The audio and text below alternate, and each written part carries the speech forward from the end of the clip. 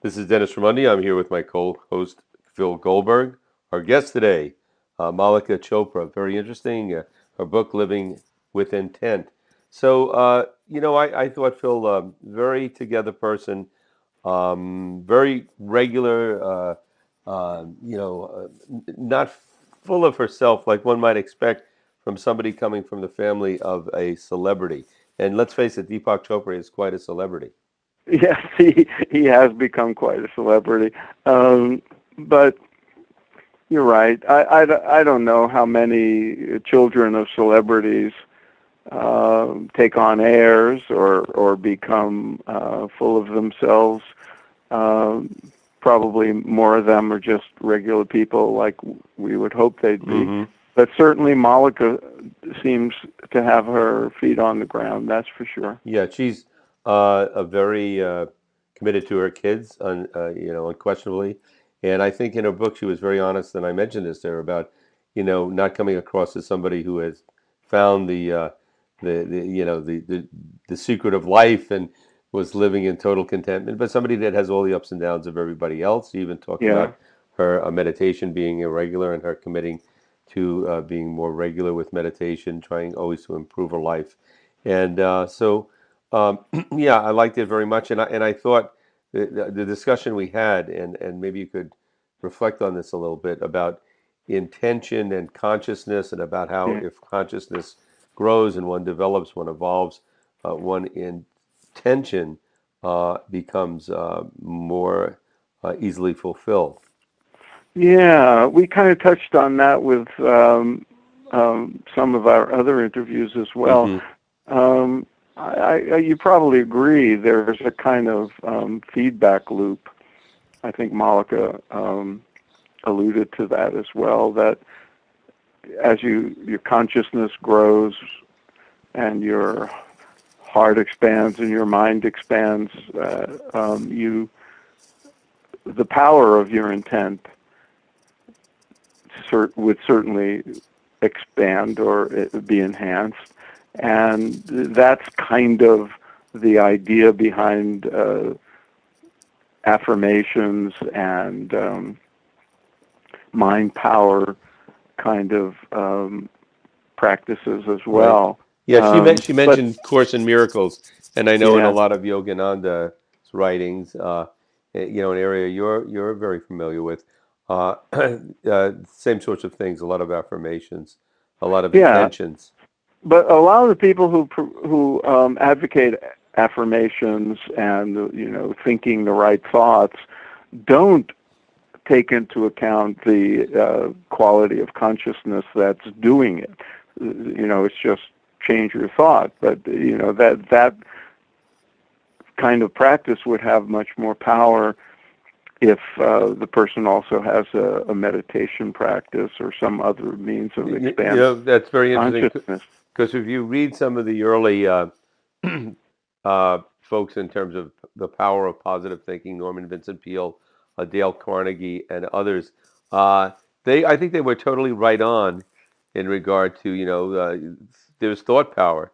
You manifest what you think, but I think it's evolved, and people are realizing now that Dale Carnegie, Norman Vincent Peale might have had a lot of consciousness to begin with, and were very their intentions were very quickly fulfilled, and they were able to accomplish a lot because of that. And that for the average Joe, and they have to really work and use tools to develop their consciousness, and then those Yeah, affirmations, those desires, become more easily fulfilled. I really do believe that. yeah, I do too. It's kind of it's like a lot of other things in the world of self-improvement and spiritual development. There's a vertical dimension Hmm. that teachers from the East put first and in the forefront, and that's often overlooked.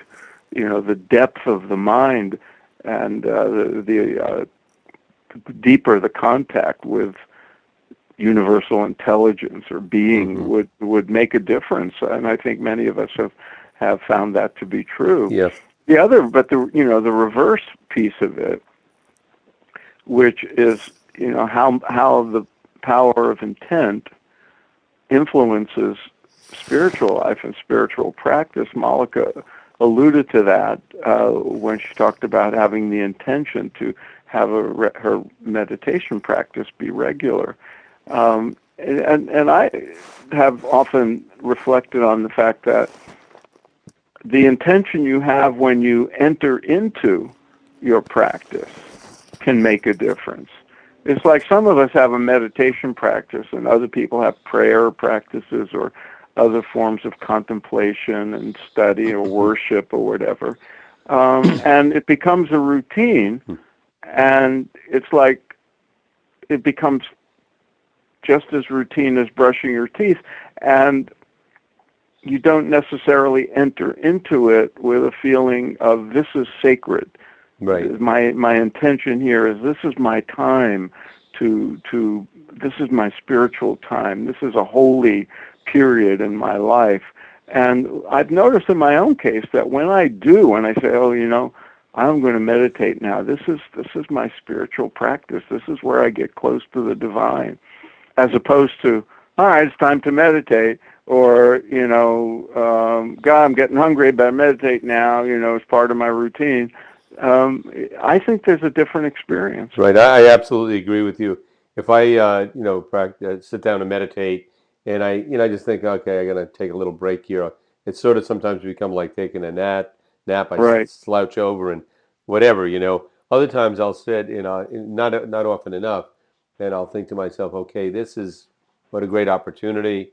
I really want to clear my, have great clarity of mind. And develop. Now, the mechanics of my meditation remain the same, Right. but just I think having that intention has a big effect.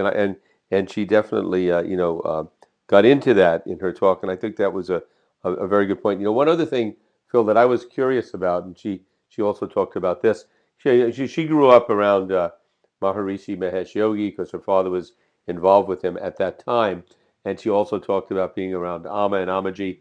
And much as she appreciated those teachers, much as she felt, that they had much to offer, she felt that, you have to really turn to yourself for answers, and that you have to be careful not to get into the business of worshiping people or getting involved in personality cults, which can happen in a guru-centric movement. And I believe in the Old Testament, one of the warnings. One of the laws was, not to stay away from idolatry, and Yeah. so that sort of thing, I think, is something for people who are spiritual seekers to really think about. Some people may Yeah. We disagree. should go ahead.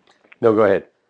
We should devote an interview with somebody who's done research on disciples and gurus, and have a discussion of the guru relationship and the different forms it could take, and the benefits and the pitfalls Right. of having devotion to a guru, because there's certainly benefits to it. Right.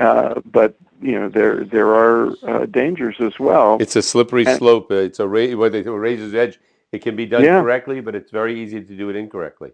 Yeah, and if your choice of gurus is wrong, if your attitude toward the guru is wrong, if you have unrealistic expectations of a guru, and it's all an individual thing.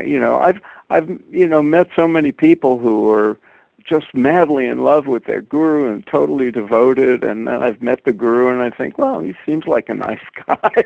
Yeah, and but I don't get it. How many times, Phil, have we seen people that had those feelings and all, and then 6 months later, or 6 years later, or 10 years later, their attitude has changed dramatically. So yeah, or they're disappointed because they put the person on a pedestal and had unrealistic expectations. Yeah. But it really is a highly individual thing.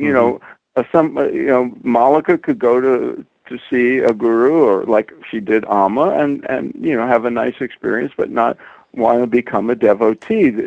Somebody else can go and have the same experience, and next thing you know, they're selling everything and moving to her ashram in India. Right. And so people have, as long as you're true to yourself and you have a certain level of self-awareness and maturity, these things are highly variable. Right. I mean, And it's Yeah, interesting go with ahead. with her dad, Deepak.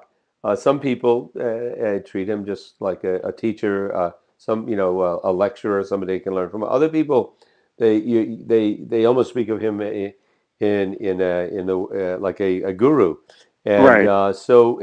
I haven't seen the documentary she mentioned that her brother did called Decoding Deepak. I I actually haven't looked either. for it the other day.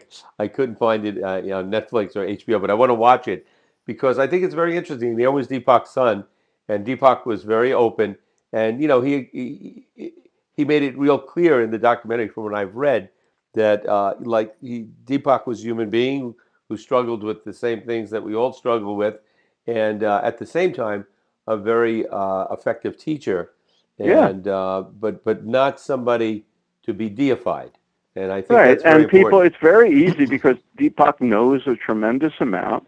He's helped a lot of people. He's very articulate. He's very sincere. So it's very easy to think, well, what he's talking about, he must be living it to some level of perfection. Right, But, and we're it's very all, easy if you're on the other end, like on Deepak's end. It's very easy to be seduced by that and just sort of flow into that.